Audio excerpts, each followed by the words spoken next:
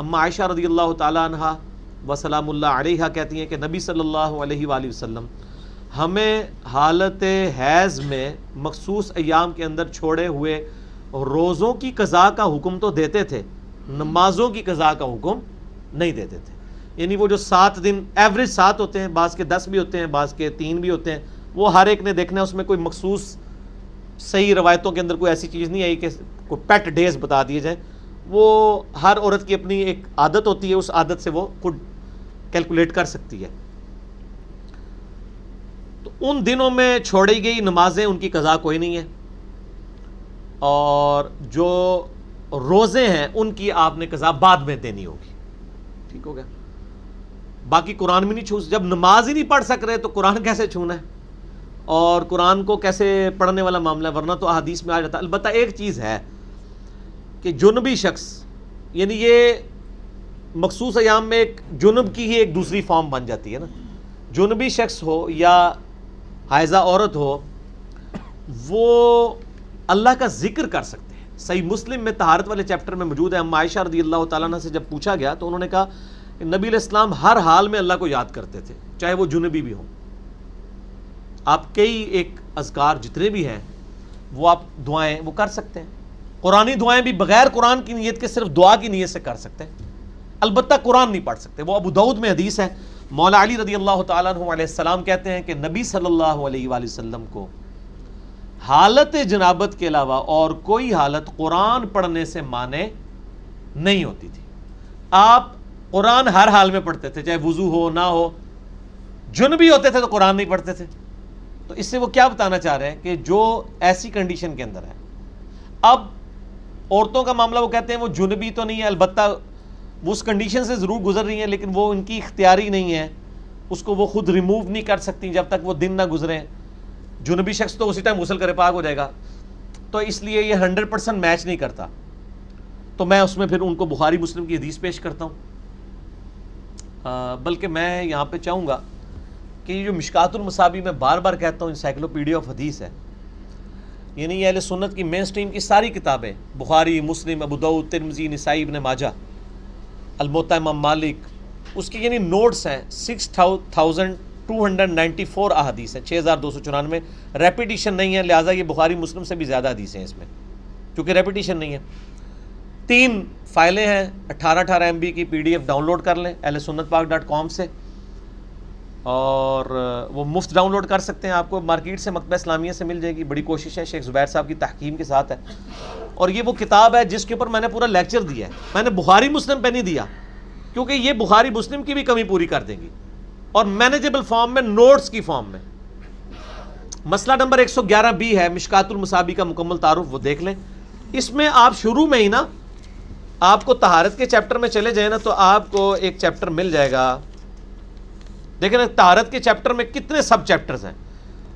وضو، وجوب وضو کے اسباب، کہ وضو کن چیزوں سے ٹوٹتا ہے. دوسرا قضاء حاجت کے آداب. تیسرا مسواک کا بیان. چوتھا وضو کے طریقوں کا بیان. پھر غسل کا بیان. جنبی شخص سے میل جول رکھنے کا بیان. پانی کے احکام. نجاست دور کرنے کا بیان. موضوع پر مسح. تیمم کا بیان. غسل مسنون کا بیان. حیض کا بیان. مستحاضہ کا بیان. یہ سارے طہارت میں آئے ہیں. اور نماز کے تو دیکھیں کتنے 20-25 کچھ 30-40 کے قریب چیپٹرز ہیں. بخاری مسلم میں تو ڈھونڈنا مشکل ہوتا ہے. اس میں اب آپ یہ حیض کے ہی بیان نکال لیں. 194 اس پیج کے اوپر یہ چیپٹر کھل رہا ہے. اس سے پہلے بھی جو چیپٹرز ہیں ان کے اندر بھی کچھ تھوڑا بہت ذکر موجود ہے. آپ یہ دیکھ لیں، اس میں آپ کو کلیئر ہو جائے گا. بخاری مسلم دونوں میں حدیث ہے. اما عائشہ کہتی ہیں کہ میں اور نبی علیہ السلام ایک ہی برتن سے غسل کیا کرتے تھے جبکہ ہم دونوں جنبی ہوتے تھے، اور آپ مجھے حکم دیتے تھے، میں ازار پہن لیتی تھی، پھر آپ میرے ساتھ لیٹ جایا کرتے تھے جبکہ میں حیض سے ہوتی تھی. آپ اعتکاف کی حالت میں اپنا سر مبارک میری طرف کر دیتے تو میں اسے دھو ڈالتی حالانکہ میں حیض سے ہوتی تھی. وہ کہتی ہیں میرے مخصوص ایام ہوتے تھے، نبی علیہ السلام اپنا سر مبارک مسجد نبوی کی کھڑکی سے، چونکہ حجرہ ایڈجسنٹ تھا، تو اپنے گھر میں کر دیتے تھے، تو میں حیض کی حالت میں بھی حضور کو دھو رہی ہوتی تھی. اس سے وہ یہ بتانا چاہ رہی ہیں کہ اگرچہ مجھے مسجد میں تو میں نہیں جا سکتی تھی اس حالت کی وجہ سے، لیکن میری یہ نجاست جو ہے یہ حکمی ہے، حقیقی نہیں ہے. جنبی ہونا بھی جو ہے وہ حکمی نجاست ہے، حقیقتاً تو نہیں ہے نجاست. حقیقی نجاست تو اتنی ہے جتنے حصے پہ آپ کی گندگی ہے آپ ریموو کر لیں، لیکن آپ کو پورا نہانا پڑتا ہے کیونکہ اللہ کا حکم ہے. ٹھیک ہو گیا. حکمی نجاست تو نماز کے اعتبار سے وضو کا نہ ہونا بھی ہے، لیکن عام حالت میں وضو کا نہ ہونا کوئی نجاست تو نہیں ہے، نماز کے لیے وہ فرض ہے. ٹھیک ہو گیا. اچھا اسی طریقے سے مسلم شریف میں حدیث ہے، اما عائشہ کہتی ہیں میں حالت حیض میں تھی، کوئی چیز پیتی پھر بھی میں نبی علیہ السلام کو دیتی تو آپ اسی برتن میں اسی جگہ سے منہ لگا کر بقایا پی لیتے جہاں میں نے منہ لگایا ہوتا تھا، تاکہ یہ پتہ چل جائے کہ یہ فزیکل نجاست نہیں ہے. وہ اکثر لوگ کہتے ہیں جی کوئی جنبی شخص تولیہ اٹھا کے لے جائے تو تولیہ تو نہیں پلید ہو جائے گا. نہیں، یہ فزیکل نجاست تو ہے نہیں، انٹلیکچوئل نجاست ہے، حکمی ہے، حقیقی نہیں ہے. یہ ٹرم فقہ کی ہیں، حکمی اور حقیقی. حقیقی تو ہے پخانہ یا منی لگ جائے یا پیشاب لگ جائے، وہ حقیقی نجاست ہے، باقی تو حکمی ہے. اچھا یہ مسلم کی حدیث اس میں آئی. پھر اس کے بعد لے کے آئی ہیں حدیث ہے بخاری و مسلم کی، وہ بھی اما عائشہ سے ہے. نبی علیہ السلام میری گود میں ٹیک لگاتے اور قرآن کی تلاوت فرماتے، حالانکہ میں اس وقت مخصوص ایام میں ہوتی تھی. اس حدیث میں وہ مسئلہ حل ہے، یہ بخاری مسلم دونوں میں ہے. مشکات میں اس کا نمبر ہے 548 کہ حضور میری گود میں مجھے ٹیک لگا کے قرآن پڑھ لیتے تھے، یہ میسج دینے کے لیے کہ میں فزیکل ناپاک نہیں ہوں. یہاں ہی ہونا چاہیے تھا کہ حضور خود بھی پڑھتے تھے اور مجھے بھی ساتھ پڑھا لیتے تھے. تو امپلائڈ ہے وہ، دیکھیں اتنی باریکیاں وہ روایت کر رہی ہیں، کہیں یہ نہیں کہہ رہی کہ میں خود پڑھ لیتی تھی، یہ انڈرسٹوڈ تھا. اور میں کہتا ہوں یہ اجماع ہے کہ حائضہ عورت قرآن نہیں پڑھ سکتی، جس طرح نماز نہیں پڑھ سکتی روزہ نہیں رکھ سکتی. چھونا تو بڑی دور کی بات ہے، چھونا تو اس سے بڑی چیز ہو جائے گی، ورنہ یہ ساری چیزیں ہوتی نا پھر اس طریقے سے وہ روایت کرتی. پھر مسلم شریف کی حدیث ہے، اما عائشہ کہتی ہیں نبی علیہ السلام نے مجھ سے فرمایا مجھے مسجد سے چٹائی پکڑا دو. یہ حضور مسجد میں تھے، وہ گھر تھی. میں نے عرض کیا میں حیض سے ہوں، آپ نے فرمایا حیض تیرے ہاتھوں میں تو نہیں ہے، یعنی یہ فزیکل نجاست نہیں ہے. اسی کو سپورٹنگ وہ بخاری مسلم کی حدیث ہے. حضرت ابو ہریرہ کہتے ہیں ایک دن میں گھر سے باہر نکلا، نبی علیہ السلام بھی تھے، میں ان کے ساتھ چہل قدمی شروع کر دیا، مجھ سے گفتگو کرنی شروع کر دی، اور کہتے ہیں میں جنبی تھا. کہتے ہیں باتیں کرتے کرتے میں چپ کر کے پیچھے کھسکا چلا گیا نبی علیہ السلام کو بتائے بغیر. غسل کیا، جلدی سے واپس آیا. نبی علیہ السلام نے فرمایا ابو ہریرہ کدھر تھا؟ یا رسول اللہ میں ناپاک تھا، پاک ہونے گیا تھا. آپ فرمایا مومن تو کبھی ناپاک نہیں ہوتا. اب وہ صحابی کہہ سکتے تھے یا رسول اللہ میں جنبی ہوں، اور آپ کہہ رہے ہیں جنبی ناپاک نہیں ہوتا. ان کو پتا تھا یہ فزیکل نجاست نہیں ہے، حکمی ہے. کوئی جنبی شخص نماز کے اعتبار سے ناپاک ہے، ویسے تو وہ پاک ہی ہے. اسی لیے تو غسل جنابت بخاری مسلم میں ہے، نبی علیہ السلام نے ڈیلے بھی کیا ہے. اگر وہ اتنی ناپاکی فوراً دور کرنا ضروری ہوتا. میرا یوٹیوب پہ کلپ ہے، کیا غسل جنابت کو ڈیلے کر سکتے ہیں، لیٹ کر سکتے ہیں. اما عائشہ کہتی ہیں کہ نبی علیہ السلام بعض اوقات رات کے آخری پہر بھی غسل کر لیا کرتے تھے. ٹھیک ہو گیا.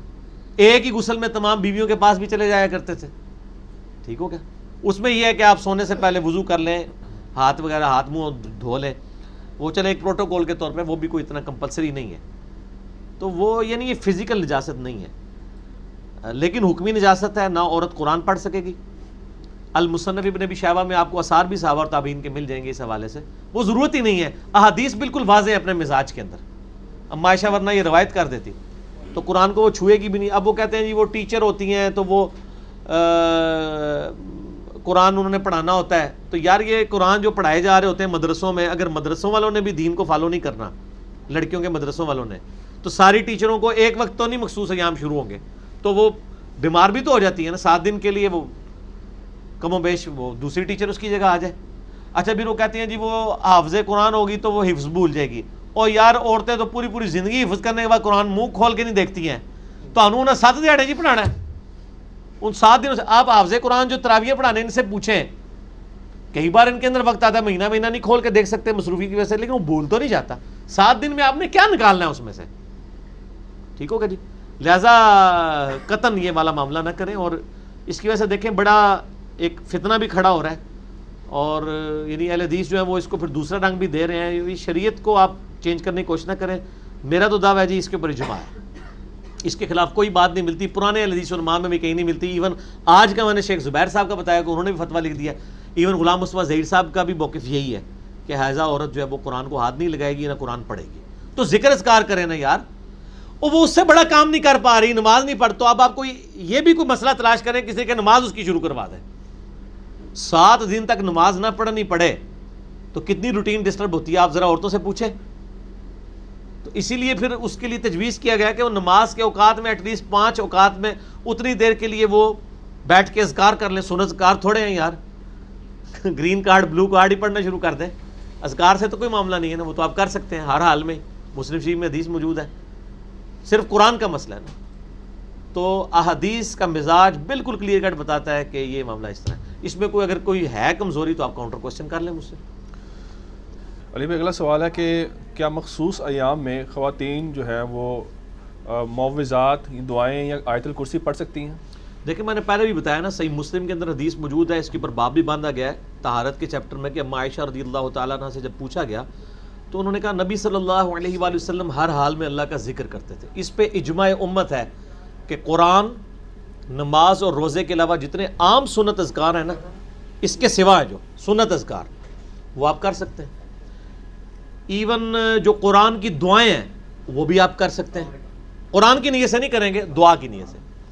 اور فقہ حنفی میں تو یہاں تک مسئلہ ہے اور میں اس کو انڈورس کرتا ہوں کہ ایون جو معوذات ہیں، قل اعوذ برب الفلق، قل اعوذ برب الناس، معوذتین، وہ کہتے ہیں کہ آپ ان کو دعاؤں کی نیت سے، قرآن کی نیت سے نہیں، دعا کی نیت سے کر سکتے ہیں۔ وہ کیسے؟ وہ کہتے ہیں کہ آپ قل کا لفظ ہٹا دیں، اس سے آپ دعا کریں اعوذ برب الفلق، میں پناہ میں آتا ہوں آسمان کے رب کی، ٹھیک ہے، من شر ما خلق، ہر اس چیز کی برائی سے جو اس نے پیدا کی۔ اس طریقے سے اعوذ برب الناس، مالک الناس کر سکتے ہیں۔ آیت الکرسی بھی جو ہے نا، وہ بھی کہتے ہیں کہ آپ قرآن کی نیت سے نہیں، اللہ کی حمد کی نیت سے پڑھ سکتے ہیں۔ سورہ الحشر کی آخری 3 آیات اللہ کی صفات اور ناموں کی نیت سے پڑھیں، قرآن کی نیت سے نہیں۔ باقی اگر کوئی کہ نہیں ہے تو وہ قرآن ہی ہے، تو میرے بھائی وہ تو باقی سنت اذکار بھی تو قرآن کے کہیں نہ کہیں سے ٹکڑے ہیں ہی ہیں نا۔ سبحان اللہ بھی تو قرآن کا لفظ ہی ہے، الحمدللہ بھی تو قرآن کا لفظ ہے، لا الہ الا اللہ بھی قرآن کا لفظ ہے۔ پڑھنے والے کی نیت، ربنا آتنا فی الدنیا حسنہ وفی الآخرۃ حسنہ وقنا عذاب النار، قرآن میں بھی ہے، حدیث میں بھی ہے۔ اور میں آپ کو بتاؤں، عرب کے لوگ جب سے قرآن نازل ہوا نا، وہ ماشاءاللہ قرآن سے ان کا ایسا شغف تھا کہ وہ قرآن کی آیات کو ہی اپنی کامن گفتگو میں بھی استعمال کرتے تھے۔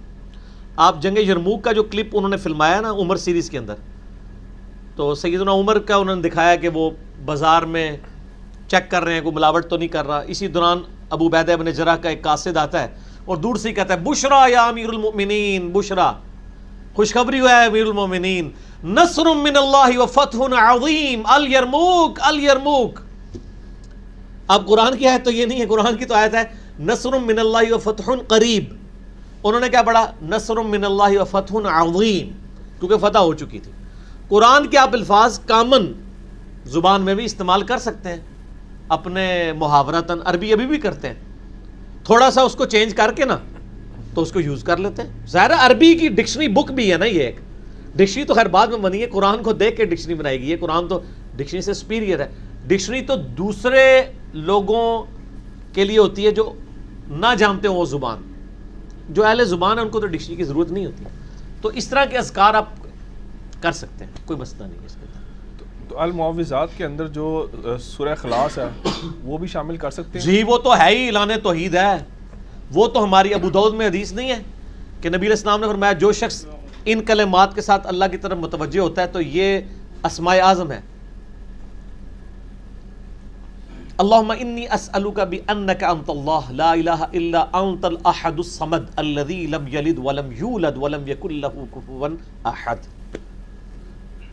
تو یہ تو حدیث کے اندر بھی الفاظ آ گئے نا، تو قل کے بغیر پڑھ لینا اللہ احد اللہ الصمد۔ اچھا میں آپ سے پوچھتا ہوں، قرآن کو تو چھوڑیں، کیا جنبی شخص یہ کہہ سکتا ہے اللہ ایک ہے، وہ یکتا ہے، نہ اس کا کوئی باپ ہے، اور یہ تو ہمارا دن رات راگلا اپنا ہے، ہم نے یہ توحید کی دعوت ہے؟ ٹھیک ہو گیا؟